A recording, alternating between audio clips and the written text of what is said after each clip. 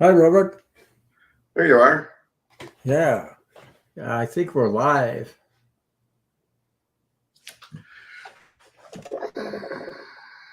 Give me a second there. Yeah, we're live. So, okay, I had to find myself. All these press this button, press this. Hey, welcome, Robert. Long time no see. Yeah, it's been a while. Yeah, almost 2 years ago, I got my record rating from Robert. 2 years. Because I just looked at it this morning, the replay to It doesn't seem like that long, does it? Time is it moving doesn't so know. fast.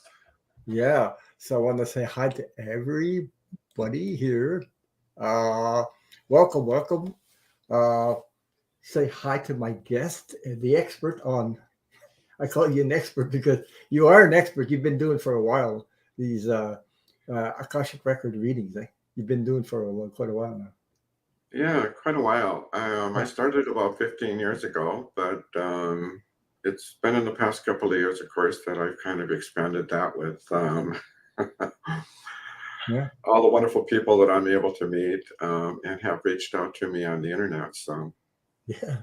So Robert, he did my Akashic reading about a couple of years ago, and I'm glad I chose him to read my Akashic records because he confirmed what I already, what I already knew, and just to put a little update on that, it was that I had the feeling that I had a past life in Atlantis and Egypt, and you both confirmed that with me. So, yeah. So and so, if anybody here wants uh, questions about Akashic records and how you go about to joining Robert, the details are below. His email and his phone number.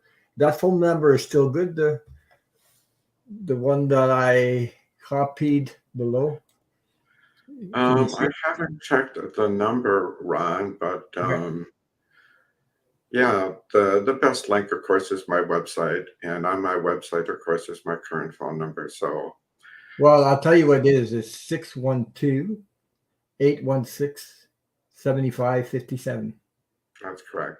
Okay, there you go. So if you want a booking reading Akashic Records with Robert, I highly recommend that if you're going to get a Akashic Records read, he is very expert at it. And anyway, Yeah, I enjoyed my journey with you on yeah, that. the best place to start is on my website. You can learn a little bit about the records, but Yeah. also there's a page on my website where you can schedule through Yeah. Calendly and pick a time that's convenient for you. So He doesn't that have a YouTube. He has a website, which is below.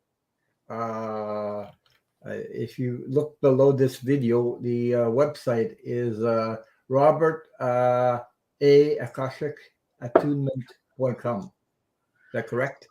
that's an email. The website is just www.akashicattunement.com. Oh, geez. That's just the email. Sorry about that. Well, I click on that. It brings me to the email to website anyway. No, that's the email. Excuse me. Yeah, it's right. So Yeah, that would be the email. yeah. Let me see. What can I do? You said www. It's yeah, my website is www.akashicattunement.com. Somebody copy that or something. www. Akashic. Let me. Uh, Attunement.com. Yeah, you can plug it in later too if you want to, Ron. AkashicRecord.com. Is that it? Akashicattunement.com. That's the email. I had that. But the website is what? www. www.akashicattunement.com. So the only difference between my email and the website is that obviously it's Robert at.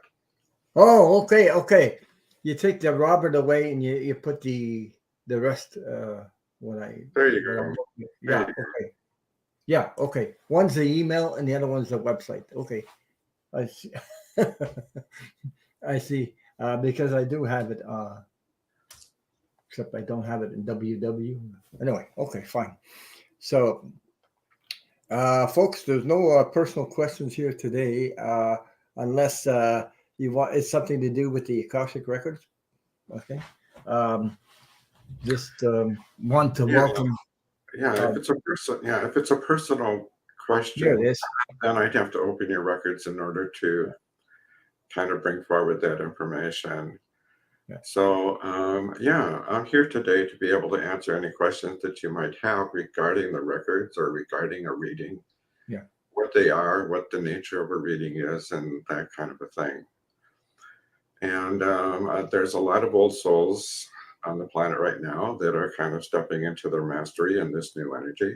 Hmm. And so sometimes, of course, they're kind of asking how they can best do that, how they can best be of service to other people and, benefit other people generally. Hmm. That's what I'm saying. So, Well, it helped me. Like being intuitive, I had the feeling that I had a life in Atlantis and the one in uh, in Egypt. Uh, but I he confirmed it by reading my records, and he says, "Yes, you had so many. You told me I had 6 lives in Atlantis, and I left Atlantis 2,000 years before they were just destroyed themselves. Actually, I remember. Well, I remember it's because the one I remember the most is the law of one. You were explaining to me the law of one, which was spiritual, more spiritual, and the other one was the son of Bilo, son of yeah, Bilo, yeah. and At those Atlantis, two. Yeah, there was two yeah, polytonic. Atlantis, there were multiple incarnations of Atlantis, but in the third incarnation, which began about 26,000 years ago, Okay.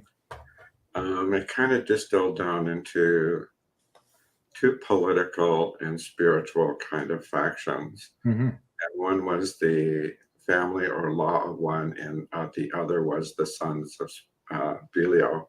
And Video, yeah. so, Yeah.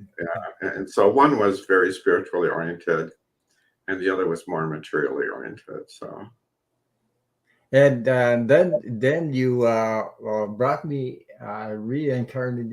reincarnated with other Latvians in Egypt, where we brought the whatever spiritual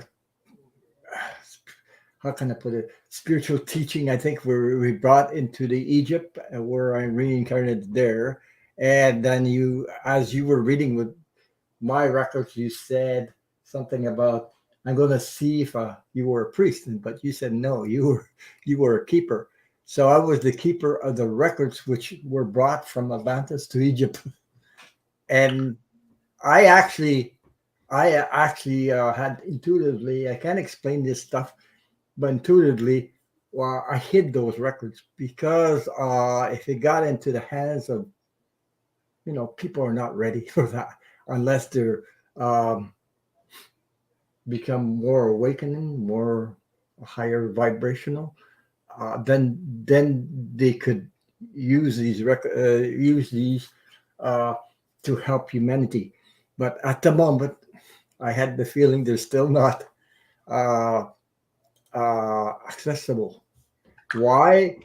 Because I think it's something. Okay, my intuitive thinking about that is I think it's something to do with the crystals. And you've talked about crystals too, the the healing crystals, the crystals, because you can make a weapon out of that too. yeah, well, yeah, the crystalline energy. The Atlanteans, or at least the faction, there's one faction of Atlanteans, basically, they were able to weaponize the Yeah. energy that was being brought forward with the crystals. And of course, on Atlantis, you probably know they had some very large crystals. Yeah. But yeah, a lot of Atlanteans did reincarnate into Egypt a long time ago. This is long before what we know as the third and fourth dynasties, that kind of a thing. This is thousands of years before that. And I recall Edgar Casey in one of his readings at one point in time, he was saying that documents or history or records of Atlantis were actually stored Yeah. in the Sphinx at the plaza or plateau of Giza, adjacent to the Great Pyramid. So, and I think those things will be, discovered soon. I think we're moving into a time and an energy where that information will be appropriate. And another thing is that what was I going to say? Lost my train of thinking there. Yeah, and I actually hid them. I While I was there, intuitively speaking. Um, what else? Oh my god, I lost my train of thought there. Uh, okay, it's about crystals. Okay, crystals are very powerful. They can be used for healing, helping humanity. As I think you touched on that quite a few times on other channels when you were on other channels.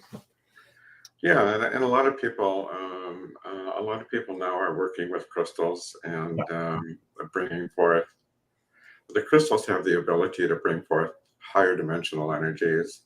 Yes. People are using that, of course, for healing purposes, both for themselves as well as for other people.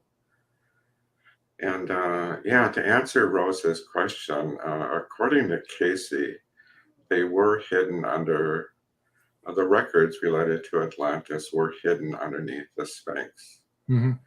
And to this day, I'm not sure why they haven't been opened up yet. But Well, like I said, I got it intuitively when I was when you were doing my reading. I had told you that because people were ready to, and if they got into the wrong hands, it would not help humanity, but would do the opposite. But yeah, now things are coming more and more. People are more evolved before. And he also told me that I was a stonecutter, and I built the temple of or I helped build the temple, and it still exists today. Temple of Solarius, something like that. By saying it right, I don't know if I'm saying it right. I don't recall that. Well, But to answer Rose's questions, um, maybe I can explain. To open your records, I need to know what you consider to be your legal name at this time. And so, if you're adopted, basically birth name, it's not an issue. It's really simply an issue of what your legal name is at this time, okay. and that is how I'm able to find you in the records. Okay. I think there's some people wondered. They thought, yeah, how you get Akashic records read. You make a booking with Robert. You go see him, and maybe you can explain that to some people who are looking for a reading from you. Yeah, if you would like a reading, again, the best place to start is my website, and there is a page on my website where you can schedule a reading, and it's all pretty straightforward. So, and I think one of the biggest benefits, I could speak to why a person might want a reading, and one of the biggest benefits is that I think that well, generally speaking, of course, you're going to gain a greater insight and understanding into who you are, your purpose here, and hopefully a greater understanding in terms of some of the challenges that you might have faced or are facing in this lifetime. There's a question here. It comes from Pam, and she wants to know: does the size of crystals matter? Yes, yes, they do. It does matter.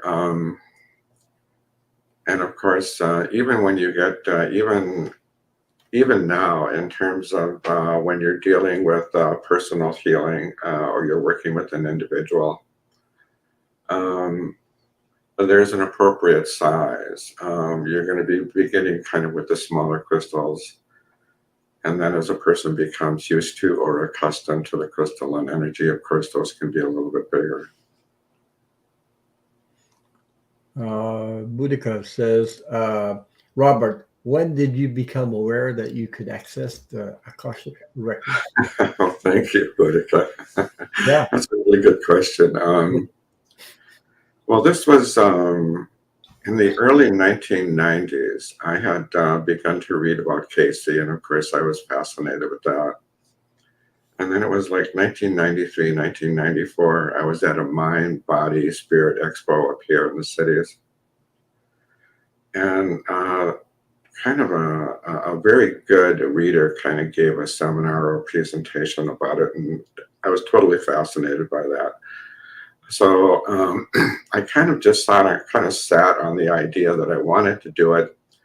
And then I ran into a teacher who was connected with the Akashic Record Consultants International. And so I signed up to go through their program with her, and that was a wonderful experience. And when you start out reading your own records. And so in my case, and with respect to that program, it was a 3-day program. And we all got together at one of the local hotels here. And I think there were about 30 people in the class. So I spent the weekend and I went through that training.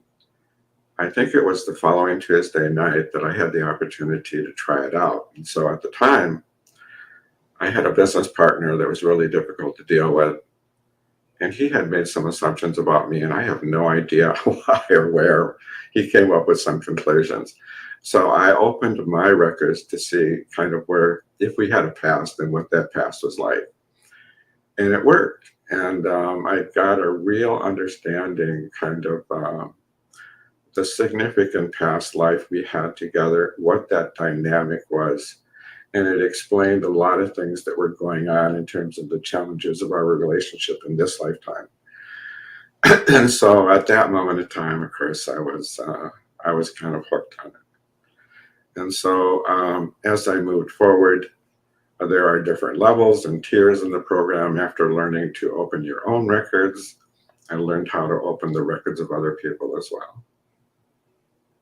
And I'm glad you did. because if you want to see somebody or or have a reading, for me anyway, Akashic records, I had to feel comfortable with that person, and like have feel comfortable, and you just don't go see. Me anyway. I wouldn't go see just anybody. So I heard about Robert. I heard you speak on other channels, and I decided, oh, okay. I was pulled in by your energy. So I said, okay, I feel comfortable opening up, because you gotta be comfortable with the person you're going to with your it's going to open up your Akashic records and read about. No, that's one thing. And I love your also I love your honesty. You had this energy about you that we're safe getting our Akashic records read by you. You're very safe. Yeah. If you can imagine, in all the years that I've been doing this, I've never heard any negative comment, or there's never been an energy or an intent from the records. There's no judgment whatsoever within the records. Yeah. And so sometimes people are a little bit nervous about me opening their records. They might be afraid that perhaps there was something nefarious they did in another lifetime or something like that. But I have never experienced any judgment within the records, and I've never experienced anything presented in terms of energy in a negative manner. And for me, it was very positive for me to get a reading from Robert because it was all positive stuff. It wasn't nothing, like you were. My thing was all positive, you know. So that's Yeah, why. yeah, it's a very divine, loving energy, and oftentimes when I open the records for someone else, one of Mhm. the things that they'll begin to experience the energy as well. And because their records are open, oftentimes they will have intuitive hits. They'll all of a sudden, even before I can bring the information forward, they'll know the answer to Yeah. the very question that they just asked. There was a question I had, and one of my supporters asked this question right now, and I asked that too. Robert, is there any records that amaze you? Like, when you, I mean, I know you've done quite a few of us readings, people that have channels like Lilac Lantern. I know you did others I know of. Is there anybody that you read that out of the ordinary? Like, wow, this person has, you know, Well, one of the reasons that I do this, and in general, one of the things, what I've experienced is that how great our souls really are, and if I were to have the opportunity to communicate anything, I would want people to understand how powerful they are, how magnificent they are. Mhm. And that's one of the takeaways when you have your records read. Even though you might not feel really empowered in this lifetime, potentially you had lifetimes that you were extremely powerful and there was significant benefit and impact to who you were and what you were doing. And so I read, that's a really good question in terms of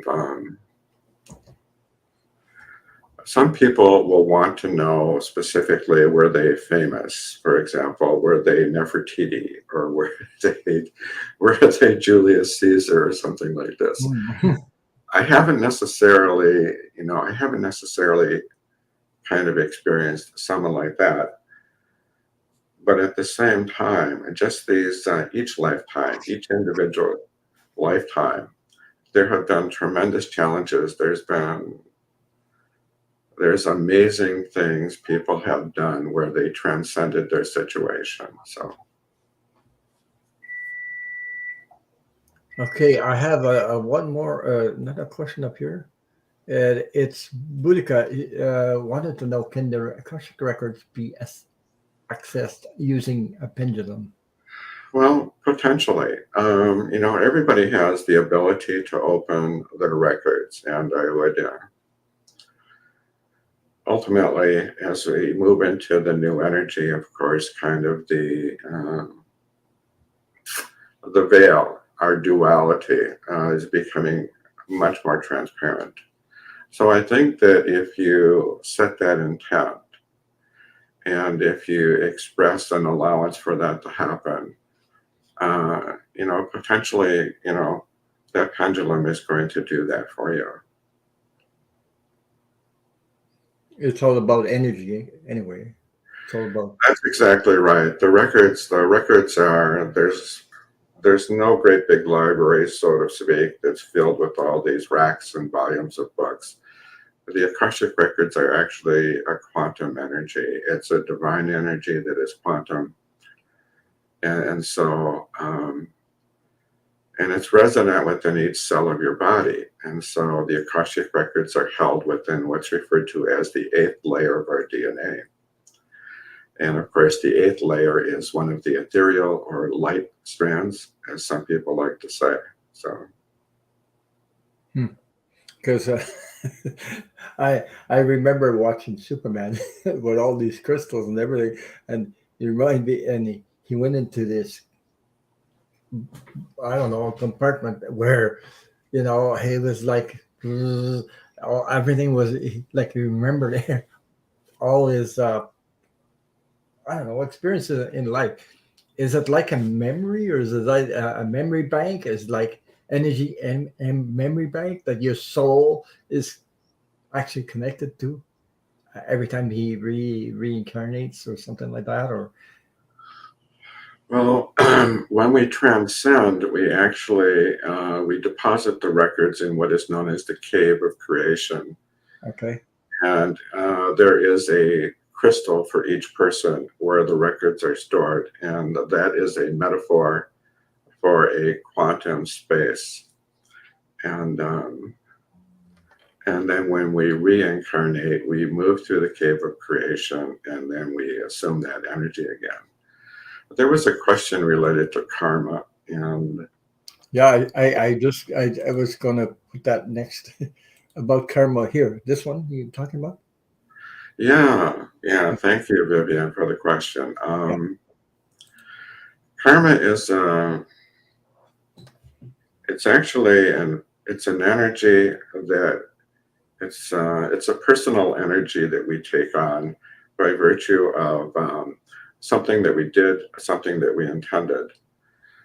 And the system of karma, which by the way is beginning to go away now, was actually a system created in love. And karma is simply an energy that is intended to compel us to engage an individual to do something to restore balance. And that was the intent of it. The- So, um, okay, go ahead. yeah, it's less, a lot of people will say, well, I feel like I'm having a problem with this, and I must have some really bad karma I have to resolve. Sometimes that is the case. Sometimes, particularly before 2012, people were involved in karmic cycles that wanted to resolve themselves. That's less and less of an issue. A lot of times, it's just simply an agreement between two souls when they come together. And a lot of times, a lot of your viewers here are old souls. And what I've discovered in the readings is that it's not so much a karmic issue as there's a simply agreement to help a younger soul with their lessons.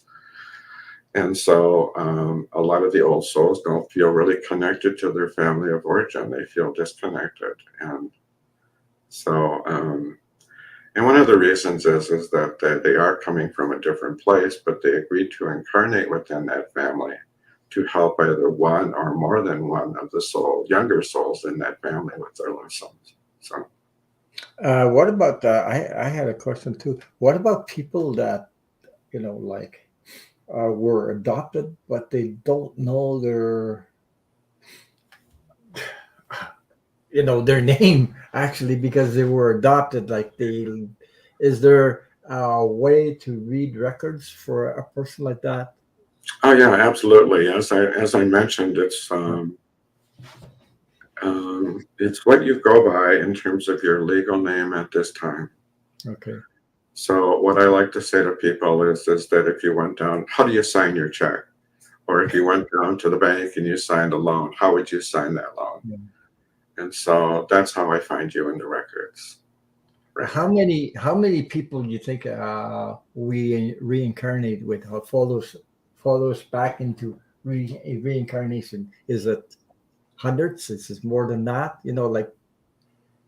Like when we come, we reincarnate like on Earth to a life.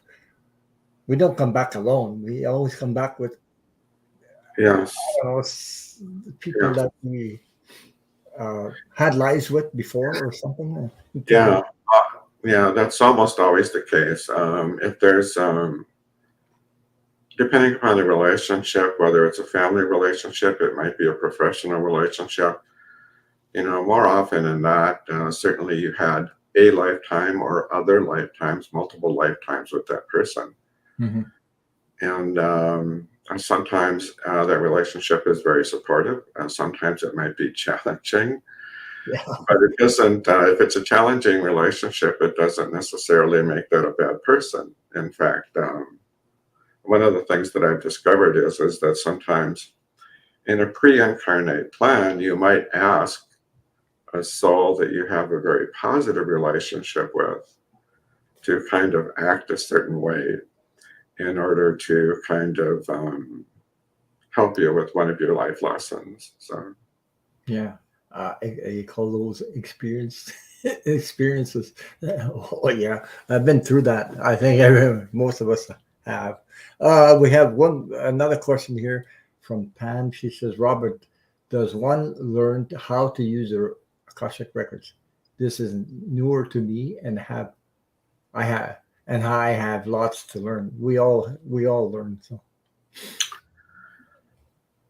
well, one of the things you want to, in general, you want to begin to raise your vibration. yeah. So, whatever you're doing, and people are raising their vibration a lot of times simply by learning, expanding their consciousness. So, awareness is an important part of that process. And there are three different, generally speaking, there's three different ways that you could access the records. I do it through a sacred prayer that was handed down from the Mayans. Another way would be through a visualization. Some people simply create or develop or follow a visualization that will guide them into the records. And the other way is simply to exercise a form of meditation where you set that intent. Is there any way, like people can access their Akashic records? Supposedly, maybe they had a drama in their life, lost a loved one. Can they go to the Akashic records and get a reading where it could help uh, the beginning of a healing process for them? Yeah, very much so. I think that's kind of a fundamental. That's kind of a fundamental thing that happens within the records. There's an understanding that's brought forward, and oftentimes there's a healing of the heart that occurs. Um, so, and oftentimes, even if you're in the process of, sometimes things happen to us. Sometimes we need to forgive people, and so the records will also help you in that process. Kind of why it is that you came together, why you experienced what you did. And sometimes we have agreements to come together, and an older soul might be helping a younger soul, and the younger soul simply doesn't step up to the plate. And so, from the perspective of the older soul, it doesn't feel resolved, or it doesn't feel, it doesn't feel like it worked out the way that it was supposed to, and it probably didn't. We come here, we have free will at all levels of our being. So we decide what we're going to do on the other side when we come here. And when we come here, everyone has free will. And so, And another thing is that I've been on the other side with my near-death experience, which I explained to people in the channel. Most of you know this. And when you're on the other side, for me, what I saw, you still have free will on the other side. It continues. yeah, that's one of the questions I often get. They feel like, oh my goodness, this was a challenging person that I incarnated with, and am I doomed now to have another or multiple incarnations with this person? And the answer is no. Every person, every agreement that you make on the other side in terms of coming together with somebody, Mhm. that's a choice. And the choices that we make are all structured or set up to be a win-win. It doesn't necessarily pan out that way on this side, because I said sometimes the other person might not step up to the plate. But these agreements are all made in love. and for the purposes of the perfection and evolution of the soul. So our time here is limited and it's precious. So Thank you for answering that question. There's another question here from Grace. She says, Robert, how did you find Mia, Mian? How you say that? Prayer? the Mayan prayer, yeah, that is the methodology that is taught through the Akashic Record Consultants International. And that organization continues. They still have classes, and you can still take a class through them. And when you take the class, that is when you'll be presented with that prayer. And the prayer, generally speaking, just sets up 3 parameters. What it does is it establishes protection.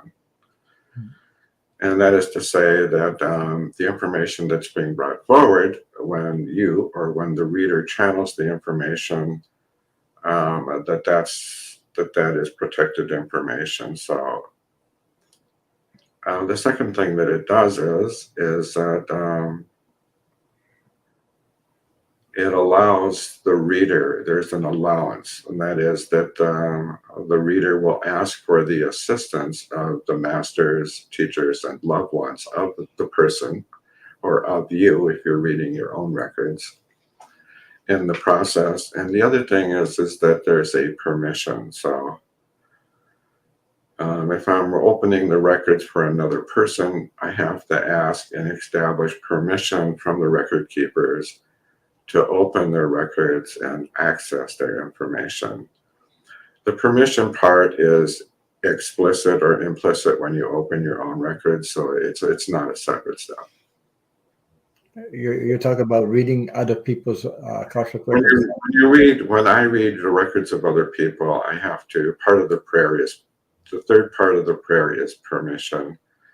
And so I have to have not only their personal permission, but I have to have the permission of the record keepers to access their records and their information. We have another question. Mandy says, I use a prayer. I haven't done it for a while lately. I haven't felt like I needed to, but then I did forget. So this is a wonderful reminder. She says, thanks to you. Oh, well, thank you. Yeah. Yeah, well, Linda Howe has a prayer in her book. Linda Howe, of course, is a very well-known reader, and she published the book on how to access your records. And so she happened to be a charter member of the organization and the program that I went through. And she stepped aside and formed her own institute. And in the process, she created her own prayer, which is similar to kind of the prayer that I use.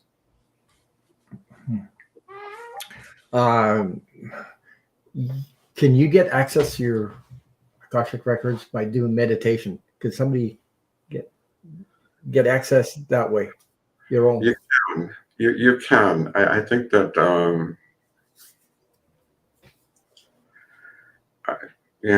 I'm sure that you can. In fact, after a while, what happens is that when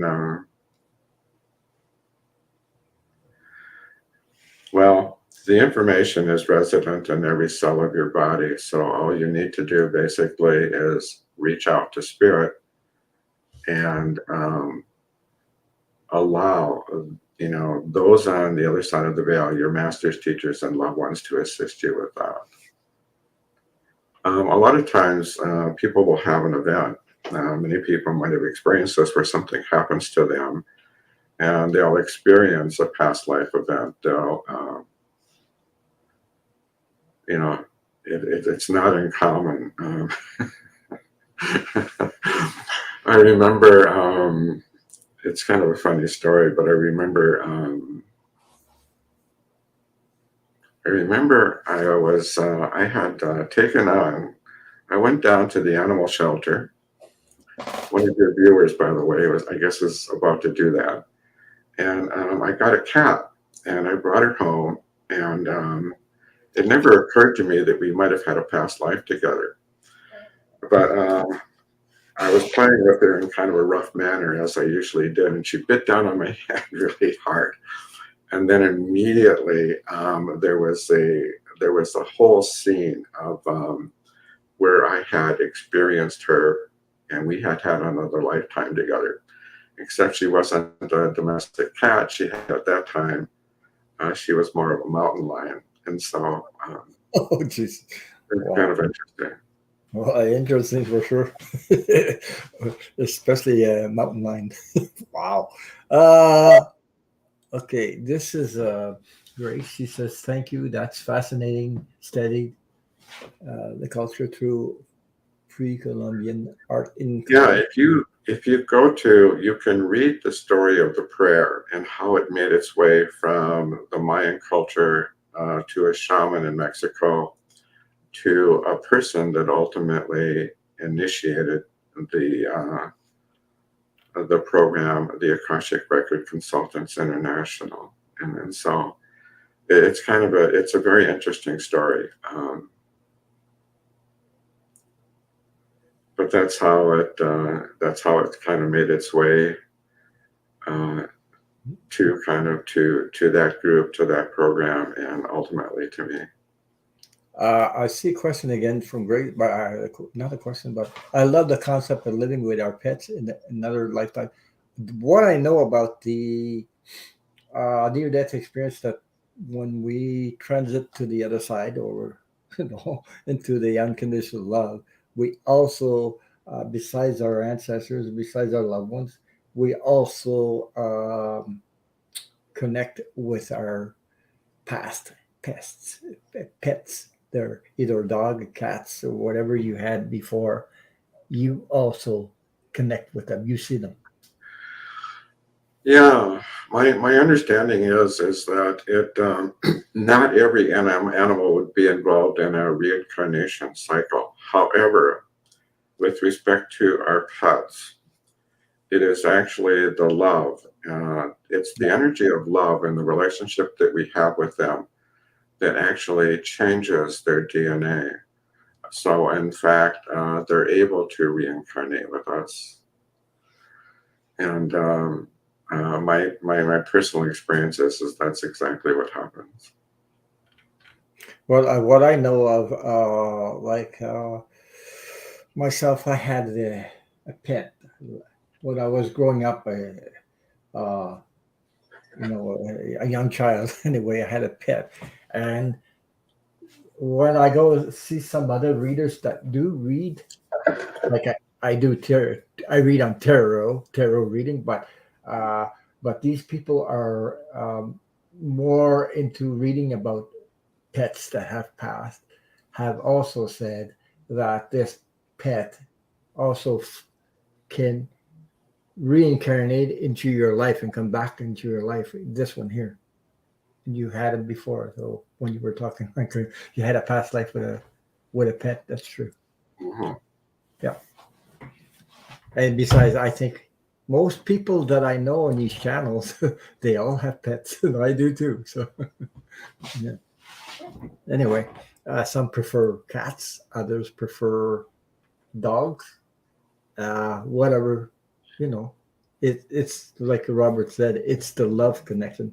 Everything connects to love, and when you transit on the other side, you transit into pure unconditional love. And when you're on the side, you actually know everything. You're all connected to every.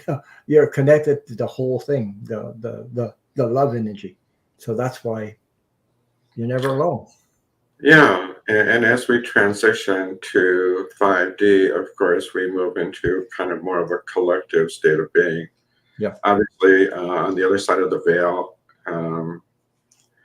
we share a unity with the creative source and with the other souls. So, Mhm. and for those people who have transcended the veil, kind of while we're here, that's one of the things that they experience is there's it's pure love on the other side of the veil. Yeah, and animals like sometimes people have questions about that, and I always tell them the pets that we do have are here to teach us about unconditional love because they do love us unconditionally. They do. You're right. There's some good lessons in there in terms of unconditional love. And of course, that includes forgiveness. Sometimes our pets, it's kind of interesting because our pets they can forgive unconditionally. And so if you can learn that from your pet, it's a wonderful lesson. Yeah, it's amazing to watch them. When you haven't seen them for a while, they're always happy to see you, no matter what. And like my dog, I can almost tell what she's trying to tell me. You know what I mean? There's a connection there. Like she looks at me. I mean, she doesn't talk like me. She barks, but I mean, she communicates with me telepathically, and I can tell what pretty well by her personality or the way, just the look in her eyes, and she looks at me right in your eyes. And if you know about anything about animals, dogs, things like that, there's some animals won't look at you directly in your eyes, but mine does for a while. Not for a long time because I guess no, but long enough to know what's going on. Beth had a question. I think that was a really good question. You might have to back up a little bit in order to find that one, Ron. Okay, what is it? Her question was, is that has anyone experienced? Has anyone? Is that it on I the screen? Is that the one? that's it. That's the yeah. Thank you. Okay, you're welcome. I haven't. I don't know of anyone who had a negative reaction to having an Akashic record reading. The information is brought forward in such a way. Well, first off, as I mentioned before, there's no judgment within the records, and so there's always an understanding that is brought forward. So you have the context. So even if there's something that appears that you did in a past life, and it appears to be something bad that you did, typically there is a context in terms of how that happened, how that evolved, why that decision was made, and so there's no judgment on it. It just simply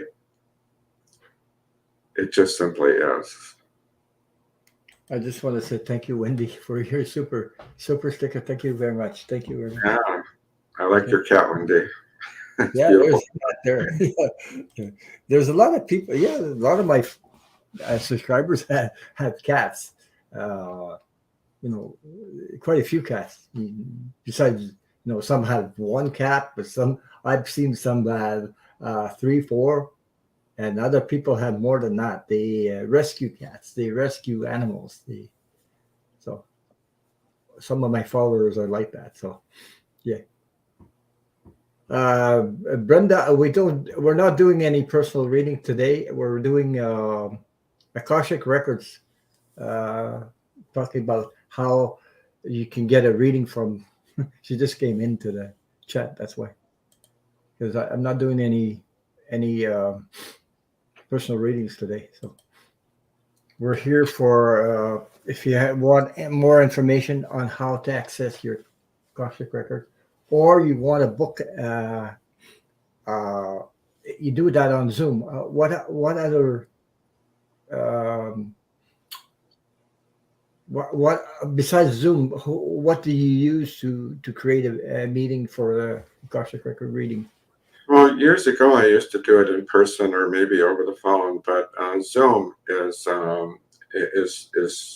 what I use now, and it works really well. So, and I'm able to open the records remotely, so the Zoom works fine for that. In terms of Brenda's kind of question there, one of the things that, in general, that I experience is that Spirit would like you to remember how magnificent you are as a soul and how powerful you are. And I often hear the phrase is that you are more powerful than you can imagine. And so, as we move into the new energy and we begin to merge ourselves with the soul aspect of ourselves, and that is to say, as we become more and more multidimensional, our abilities are going to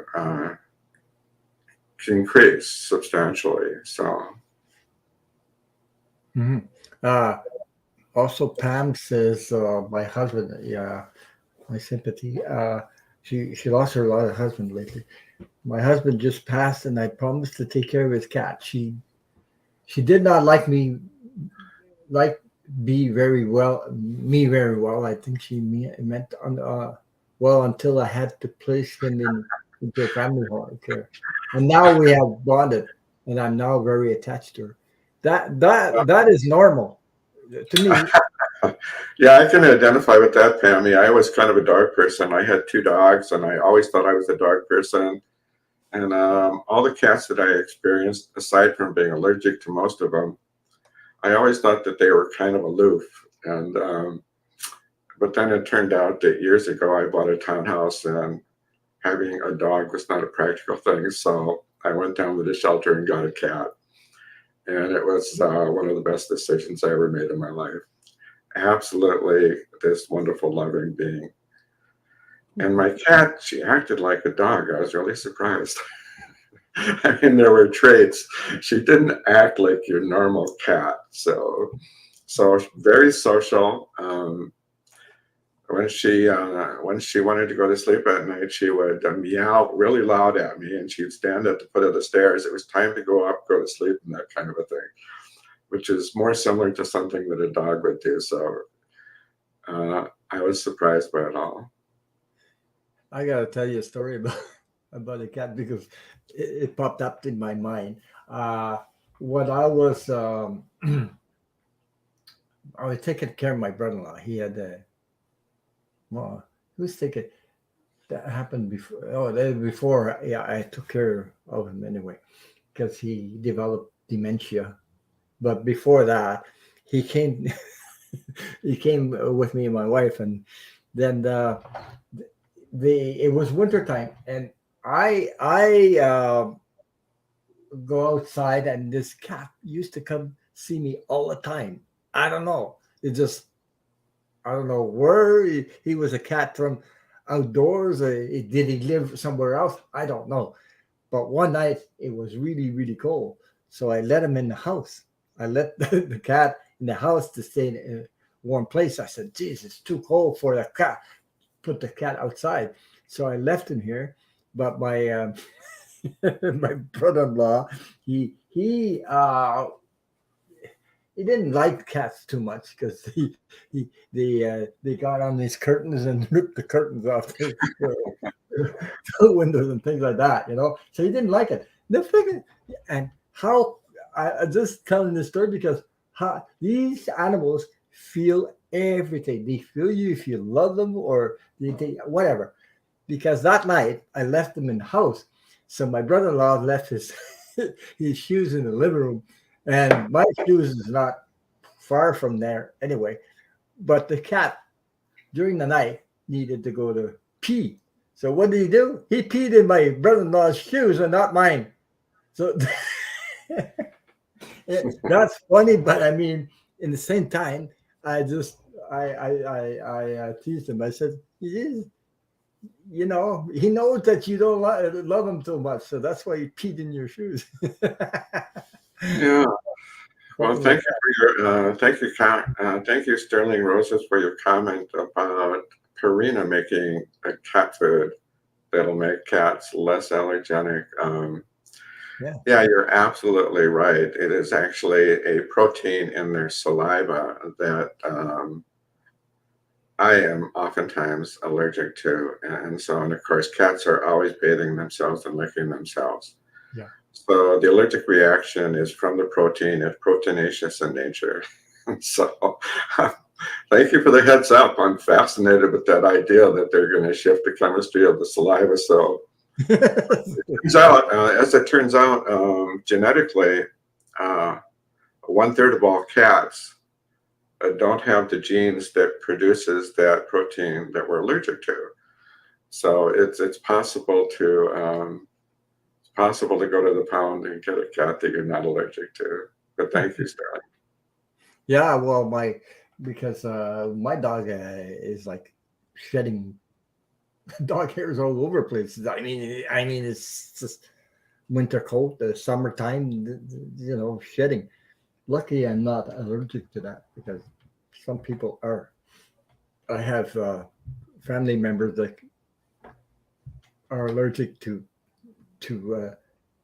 animal hair like that. So Yeah, I wasn't allergic to my cat at all, so she just happened to fall into that percentage that mhm. small 1/3 of all cats that don't have the gene that produces the protein. So Yeah. I got lucky. Anyway, oh, what about other animals like horses, ducks, you name it? They love you. Yeah. Okay. That was Pam saying, "Oh yeah, I love all animals. I do too." And I grew up on a farm. So I did for a while too. So often want chickens. I had chickens here. I raised some chickens here. The only thing is that I stopped raising them because when they died, I'm the I love my chickens, so I love them so much that when they died, it's sort of like, oh no. I used to go have a I have a chicken coop there. I don't haven't done it for years, and I used to go feed them. So these brown laying eggs, these brown chickens. I think the brown ones, especially the brown ones. The white ones are more. They run away, but the brown ones came around my legs. So, and then I used to, you know, on their back and doing this. So they Yeah, squash right down. They squash right down. Then when I let go, they go. It's just, I used to have some fun with that. yeah. Well, I was just listening on the news the other day, and it turns out that people are buying their chickens to lay the eggs because eggs are so expensive right now. So Yeah, um, there are actually farmers out there that raise chickens for the purposes of selling them to yeah. individuals. And so I like that idea. It's moving away from kind of this commercial centralized farming, and we're getting back to kind of a more simple way of life. Because well, I used to do it, but not too many. Because they lay eggs every week, and we're only two. I used to get more than like a dozen eggs a week there because of the how many I had chickens. So you just Uh, on Brenda the had a unless you sell them to somebody else, share them. Uh, there's a question for you, Robert. If we are allergic to animals, can we change it in the Akashic records? I believe we can shift it in our DNA, and we can leverage the records on how to do that. So, but our DNA is much more plastic or malleable than we think. So, I think it applies to uh, a number of different things. So there were different chemicals that I used to be allergic to. And with the use of crystals and crystal healing, I was able to shift my DNA where I was no longer allergic to those. So, and that actually changed my life quite a bit. So, the liquor, yeah, if you have a health issue, but absolutely, the Akashic Records is a place where you can seek information. Number one, is there a past life origin of what it is that you are physically experiencing now, or in this life? What is a way to transform that or transition beyond the physical illness that you have? So Hmm. Interesting. I remember one of my clients. It was years ago. We did a reading, and she was having a problem in her foot, and as a child, she had foot surgery, and so in a way, it kind of incapacitated her, or her abilities running that type of thing were limited.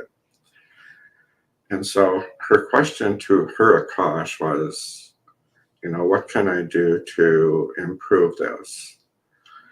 And the response was from the records was to love her foot and to love the condition as much as she loved her hair. And so there was a sweet humor there. It happened to be a person that I knew, and I knew that she was all about, I knew that she really loved her hair. So, but in her case, it was her way of transcending the problem was to apply love to it, or to see it through the filter or the lens of love. Because love heals everything. Everything.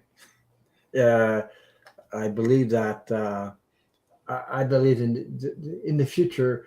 I don't know how you feel, Robert, but this is what I'm getting intuitively, and I sort of know this, that the more there's more and more people awakening, and the more that are awakening, the more people will be able to connect to the healing energy to heal themselves. Put it that way. Yeah, absolutely. I think that I think that we've kind of turned the corner. I think that I think that previously in Western medicine we used to go to the doctor and say, "Heal me" or "Fix me." Yeah. And I think that more people, as they expand their consciousness within the new energy, they understand that they have great power in terms of healing themselves. And you do, people do. So, Well, why I know this is because myself, I had epilepsy, and I got attack after attack, and that's how I had my near death experience. So when uh, the thing about my near death experience, I saw like the sun coming at me. It went into my body, and when I woke, woke up in front of the hospital in a taxi. um, I never had the another attack in the whole life. So that's a miracle by itself. So I knew there was some kind of energy, healing energy that touched me. Unconditional love, name it. I don't know. I didn't know the reason why. I don't. I'm not going to try to explain it. I'm not searching for an answer for that. I just know it happened. But I yeah, also know was, that, was that yeah, was that the healing experience for you then? of course, Yeah. Okay. Okay. because at the time when I had epilepsy, I was young. So in those days, there's different kinds of epilepsy. There, there's severe, there's moderate, there's all kinds. They have no medication. They didn't know nothing about it. But I was getting one after another, and when you do that, you try to swallow your tongue, and there's part of your. I still remember that, by the way, the feeling of my body when I was getting those attacks. Actually, I just think about it, and I know where how it felt and how it reacted to that, and like you sort of your eyes go like this, and then you're trying to swallow your tongue. But I actually woke up and never, ever since that time, I woke up and never had another attack. And actually, before my mother passed away, she came here.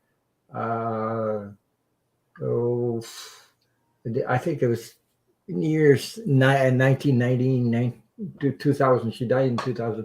I talked to her about that. I said, I remember that. And she just looked at me like, how do you know? See what I mean? I actually seen the whole thing when I was on the side.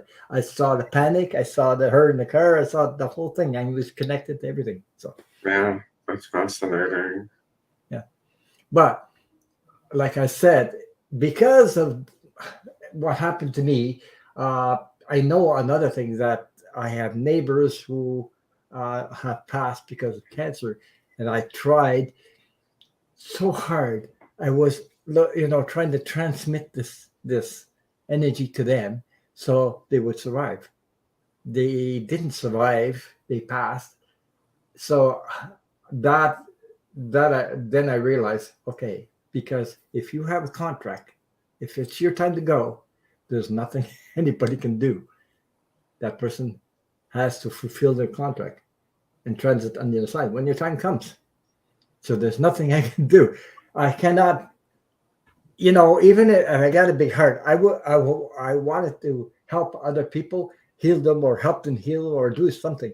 I wanted for them to give that energy so they can heal that, like they heal me. I can't. You can't. I can't just give it to them. Because actually everybody has it, the potential of it in their soul. Yeah, the potential exists for us to connect with the soul aspect of ourselves, Yeah, and there's great healing potential right there. yeah, yeah. So Sterling says, yeah, because he says, yes, that's what I was just going to say, Ron. That's their path. That's right. Uh, Yeah, a lot of times it does. And I was confronted 30 years ago, I was injured by chemicals in a building that was under remodeling that I happened to be working in. And when I went to Western medicine, I went to the doctors, there was no solution. It was, in fact, not only was there no solution, um, because they had no solution, it didn't exist. And apparently, this was a problem that was all in my mind.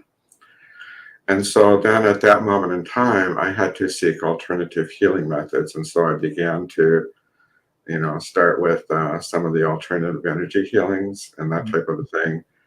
And ultimately, I came to crystal healing, and I came to some excellent information about how the Atlanteans had used crystals for healing. So what else I was going to say? That's something. Oh my God, you just lost it. You get those things where you thought about something, all of a sudden that it disappears on you. Because I was listening to you. I wasn't. well, you're Uh, right. Sometimes we'll take on these injuries, we'll take on yeah. these disabilities and that type of a thing. But there's always a reason for it. A lot of times we'll be compelled to transcend it, and in that process, we're going to learn. And it's what we learn that oftentimes, I mean, I've listened to many healers, and when they told their story, in the process of them transcending their condition, Mhm. they learned a lot that they are able to share with other people. And oftentimes they end up in a position where they're healing other people as well. And so, Well, that's uh, my story. That what you're talking about is my story. I'm into that stuff because I was able. The energy was able to heal me, but as I speak, the energy goes through me to help guide the other one to help themselves. Put it that way, you know. Uh, uh, actually, actually, we can only. You have to do the work. Everybody has to do their own part. Do the work. You know, I can't get like I can't do the work for them. They have to. I can. I can. You can sort of send the energy if they connect to that and be able to use it to develop more and more and advance to heal themselves. That's the way it works. yeah, and that becomes part of your purpose Yeah, in service to other people to bring that forward. So that's wonderful. yeah. Uh, what else? Where are we? I'm seeing all these names pop up in the chat. So there's at least 32 people in here right now. So, uh, okay, there's a question here. I often wondered why my car accident happened. I lost my memory, hitting myself for years to try to remember. I'm so proud of myself to get to where I got today. There, congratulations. That I can understand that really, really, really well. Yeah. I've been there. I've been there. So yeah, uh, because I was wondering, when I became aware of, we're talking about contracts before we reincarnate, and then I heard something about, uh, when you have drama in your family or stepfather that abuses you and things like that, you go, Jesus, I didn't sign a contract with him. Yes, you did. You did. You did. You signed a contract before you came here to learn lessons. Yeah, you did. There was an agreement at the soul level, of course, in terms of who you incarnate with and your Yeah. family of origin. But what happens is that I often get the question is that, boy, this was really bad. This was Yeah. brutal. Yeah. And I think what happens is that we sign up for it, and there is a potential that is going to happen. But how severe or to the degree that it's negative, that's kind of all dependent upon what's happening here. And so you're right. We have free will here, and the people that we have these agreements with, um, it's just exactly how bad it's going to be. It's not necessarily predefined. So you're absolutely right. I've been in positions in my life and asked my soul just exactly what were you thinking. Mhm. Yeah. Well, I had, Jesus, I was there and I questioned that. I said, "What the hell? Where does that come from? I didn't do that. Why would I sign for a horrible person like that, violent person?" But I did. The only thing is that this person, I think, went overboard because it happened that this person Yeah, and had that and that their own and that issues. They had their own issues and dumped them on you, like like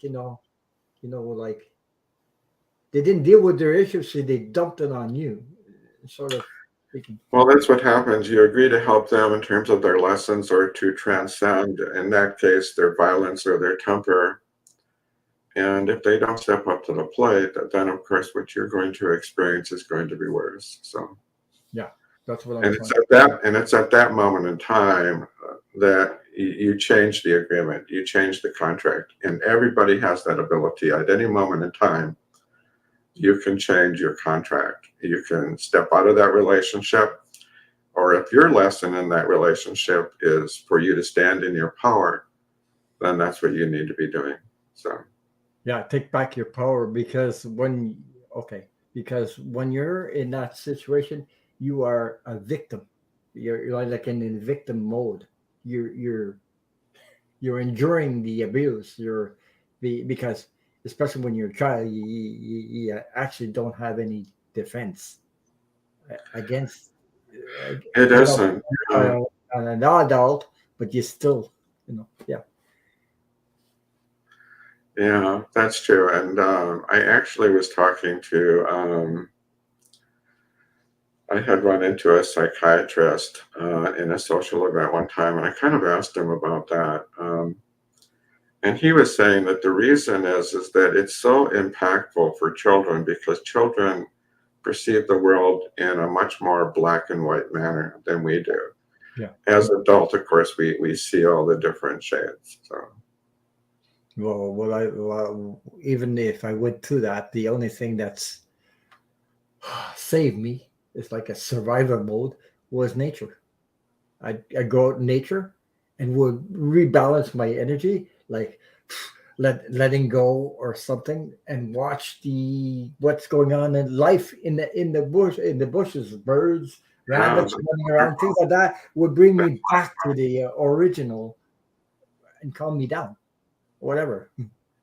Yeah. Gina has an excellent question. Yeah, I have her right there. Yeah, I was waiting for her. Thank you. There you Yeah, go. if we shift gears, are we compelled to another lifetime, either with that person or to a similar contract? And the answer is absolutely not. We don't. Basically, if you had an agreement to help someone with, in this lifetime, they do not step up to the plate, you are under no obligation to Hmm. do it again. Again, in a pre-incarnate sense, all you have complete free will, and you would make an agreement because again, it would be win-win. There's something potentially positive that's going to assist you in the evolution of your own soul. There's another question Yeah, here. Tuta's got a great question too. Yeah, yeah. Okay. She says, Absolutely, yeah. absolutely. We do. What happens is that we will our soul will work with souls of other on the other side of the veil and bring us experiences for what it is. Well, it's going to challenge us, but for what it is, what is the core lesson there? What is it that our soul wants us to transcend? What is it that our soul wants us to learn? And what happens is that rather than stepping through the flaming hoop, we tend to go around it. We tend to kick the can down the road. And what happens is that with each event, it tends to be more and more dramatic. So finally, we're at a point where we're getting a piano dropped on us every day, or it's a really big 2x4 that comes around the corner at us. And then at that moment in time, it's so painful, we have to step through the flaming hoop. So we have to transcend, we have to learn the lesson. So hopefully it doesn't come to that. So But me, it did come to that. Like I can relate to that 2x4 yeah, because actually I used to get into relationships, especially what I'm talking about, love relationships, like finding a partner or and all of a sudden, oh, and I got hit by 2x4, 2x4, 2x4. What the hell is happening to me all the time? Why am I getting in these situations? That was because I realized that when I was a child, I was not getting, because raised by two alcoholic parents. I don't get the love I needed. I didn't. So that little child in me, the little boy in me, when he grew up as an adult, became well, I'll accept anybody that shows me a little bit of love. And that's where I got hit by 2x4 several times until I learned that lesson and I become aware of practicing self love, which nobody taught me. That's working with the child inside of me and that child was insecure. So he ran after love, ran after. When I stopped running, it came to me just like that. And I didn't have to look for it. It just, yeah, and I suggest that people look at those patterns in their life and what is the lesson. yeah. And as soon as you understand the lesson and you transcend, that becomes part of you, then of course it all goes away, which is it's all the blue sky on the other side. So Hmm. Yeah, it is blue sky on the other side. It actually is. I can relate to that. It's so I can't explain what it's so amazing to be to. It was a gift for me to have a near death experience because it's a gift. When for people that had a near death experience, what I know of, I've heard some other people talking about it. I didn't see Jesus, but what I know, once you had a near death experience, and once you really a real one, I'm talking about, not the one that some people are on medication. They think they have a near death experience, but mine was real. I was a child with no medication, nothing. Okay, uh, when you're on the other side, you they have one thing in common. Everybody that I've seen talk about near death experience, they're no longer afraid of death because they know. You see, they actually know. Because I had my one of my cousins was afraid to die, and she was sick, and she was calling me and this and that, and I don't know how I did it, but I talked to her in a way, and then I guess she understood, and then all of a sudden she let go and she passed. Really, like she was really afraid. She was like anxious about that. So yeah, yeah, the near death experience obviously gives you an understanding and yeah, insight and a perspective to the true nature of your being. So you walk away with a greater truth at that moment in time, and that completely shifts your life. hmm yeah. So there's some people. They don't know life exists after that. Like my neighbor that passed, he was very very good friends. It's like a brother to me. So and he passed, and I was sometimes I was joking with him or joking and talking with him because he used to he even though he didn't have the same uh beliefs in religion as I my vision of spiritual world and his spiritual world was not the same. Even though it was like that, I told him if it's me or you, when you get on the other side, I'm telling you, it's not going to be like you think it is. It's not going to be. Guess what? Now he's on the other side. He's been on the other side for 2 3 years now, and now I I know he knows it's not what he thought it was. So he knows.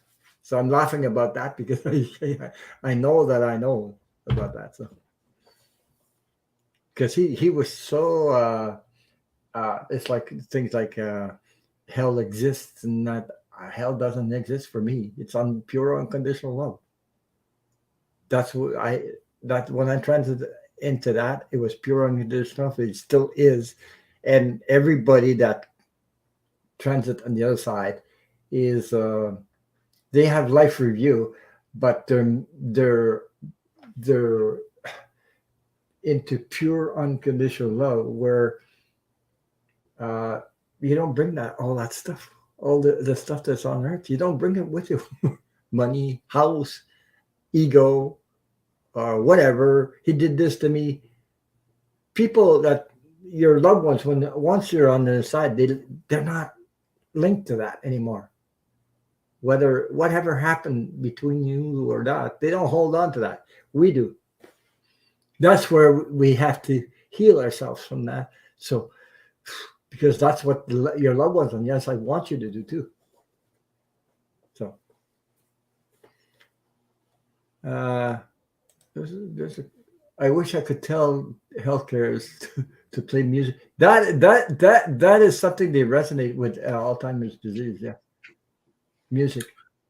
Yeah, absolutely. In fact, I think that that is the future of healing and the future of medicine. And that is to say, basically, how acoustical frequencies, the healing potential is there. John Stewart Reed is an acoustical physicist that is at the cutting edge of that. And some of the things that he's learning and presenting are just amazing. He developed what is called the Sinoscope, which is a technology to make sound visible. And the experiments that they've done with blood and water and things like this are just incredible.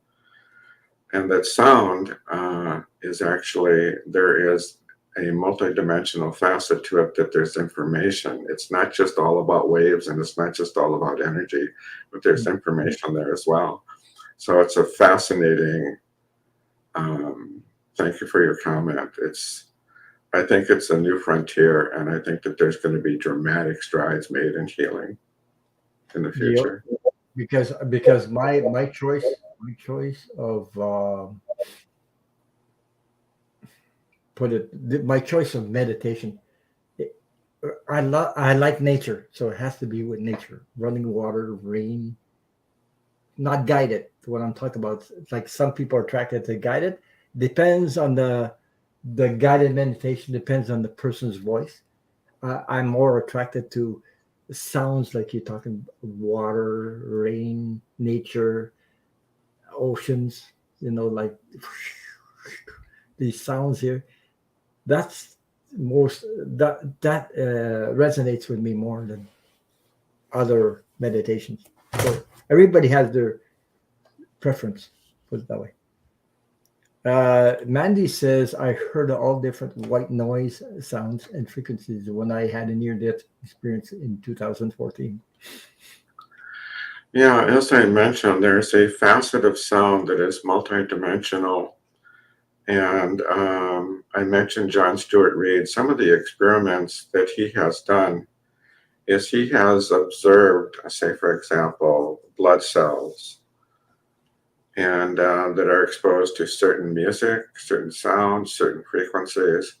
Mhm. And at the same time, uh, he has observed the same cells in a Faraday, which is a containment and a isolation kind of environment. And the same changes occur to those cells as the cells that are exposed to kind of in an open environment. And so it's just amazing what he's beginning to learn. And I think that in terms of healing, I think sound is going to be a it's a very exciting and very it's a wide open frontier. Also, playing music. If you have a loved one that is with dementia, playing music that the person loves is, you can see the reaction in them. I've had that experience. Reaction of that person that's got dementia. Play the music that that person loves, and all of a sudden or you ever see people in these places where they care centers where they bring animals in, and the reaction between the animal and the person that is got dementia is amazing. Just to watch it, how the connection is. When they take an animal in their arms or something, they go. The reaction. You can see that. I've seen that in person. So yeah. Hmm. Yeah, sounds. And there's another thing that, and if this is the future, and I think we're able to do it now.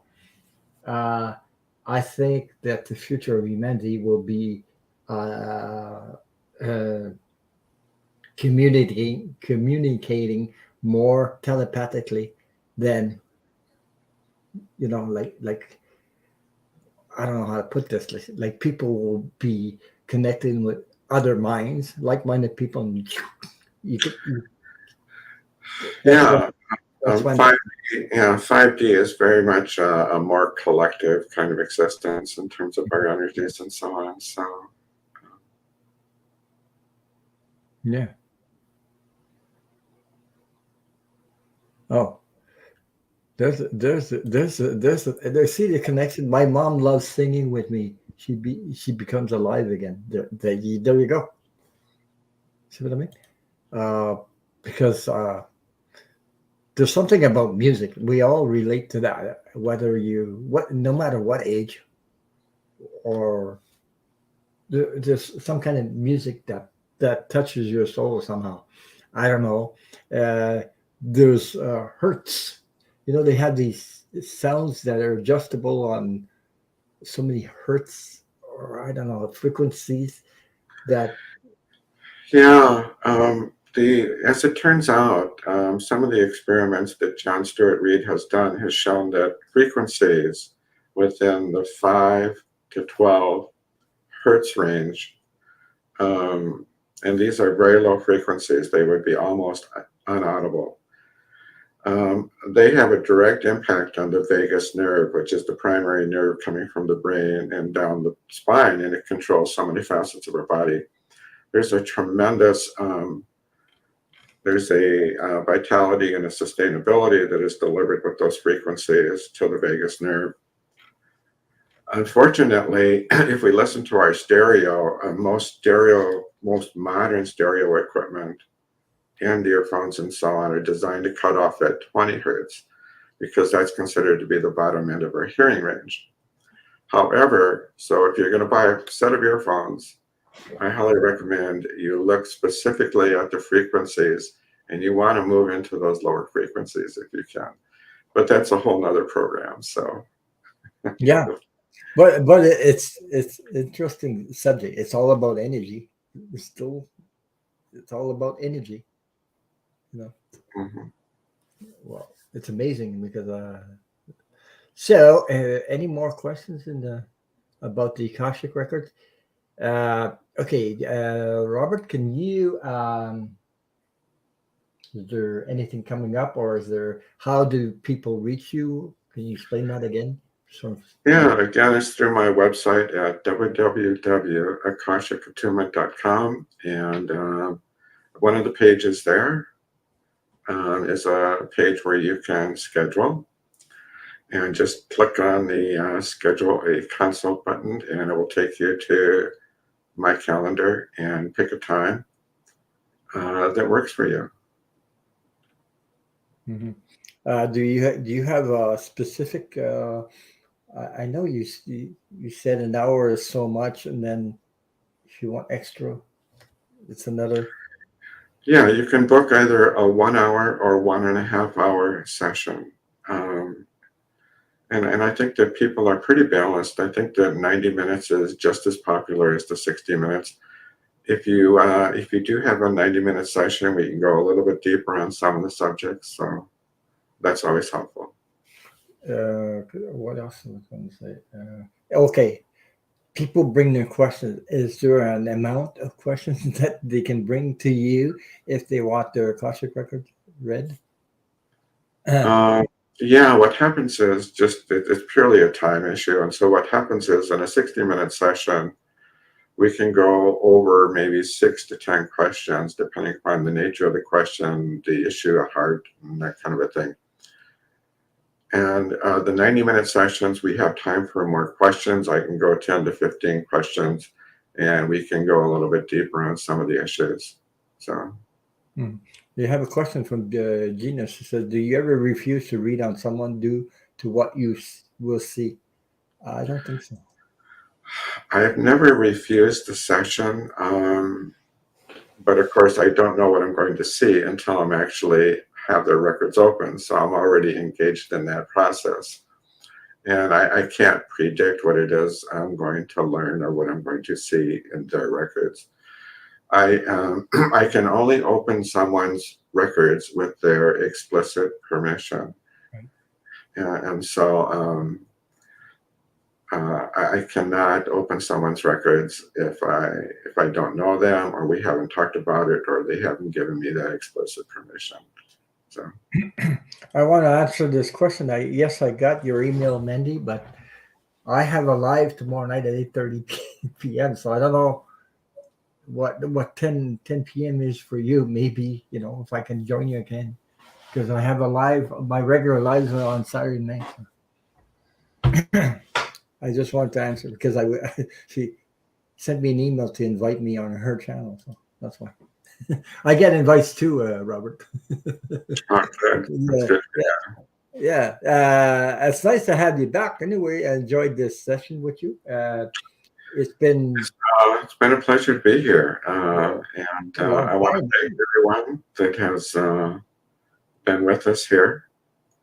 And thank you very much. All the questions have been very good, and I hope that people have a little bit better understanding of the Akash. So, Well, it helped me confirm.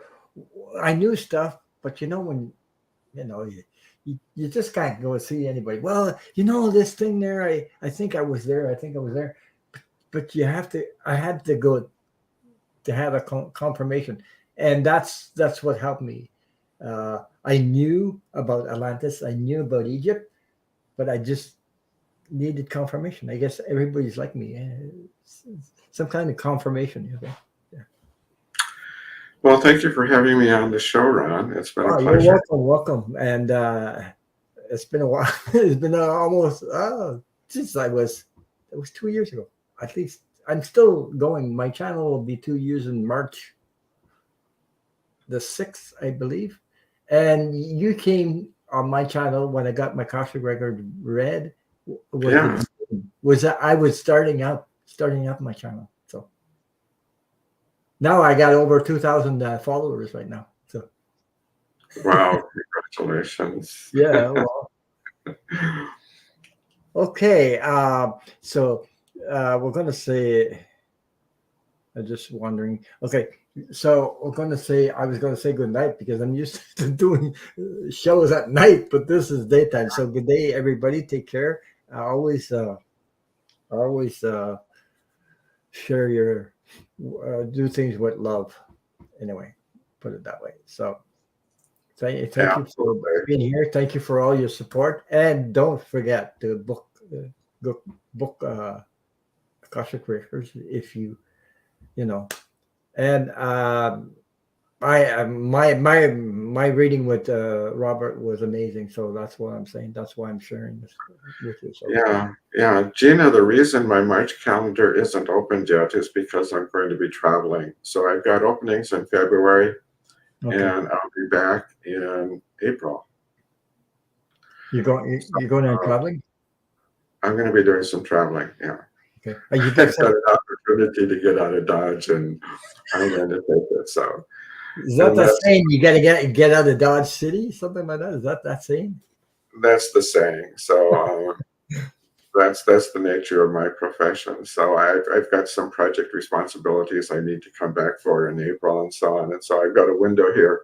Okay. So Is there anything coming up? Are you thinking or creating a class where you can teach people? I've had a lot of requests to teach a class for people to open their Akashic records. And so I'm going to do that. And in the process of doing that, my guides were speaking to me and telling me that there's kind of a more important thing here, and that is teaching people how to transcend the duality of the veil and to step into the multidimensional or soul aspect of themselves. And so I might actually try to teach that first. And so it's just a matter of my being able to kind of develop a class for that. And when I do, I'll come back here, Ron, and we'll talk about that. So, Yeah. Because let me know if you're doing a class so that people, have access. Because we always learn, no matter what age you are at.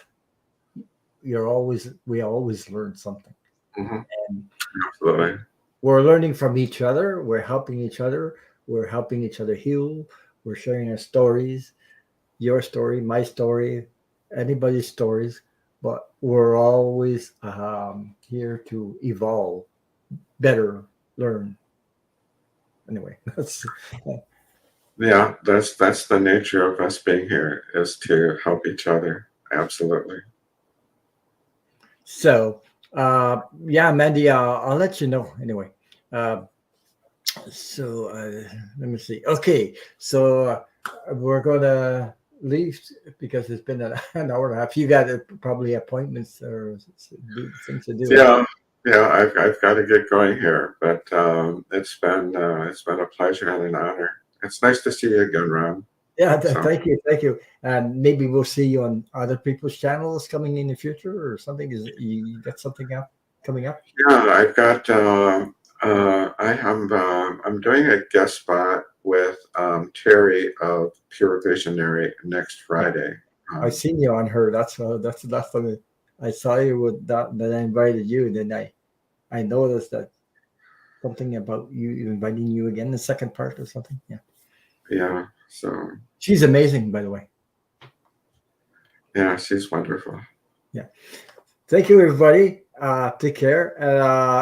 I'll be doing a live tonight on the Dozen Cats for me. If I'll be a guest on her channel tonight at 7 p.m.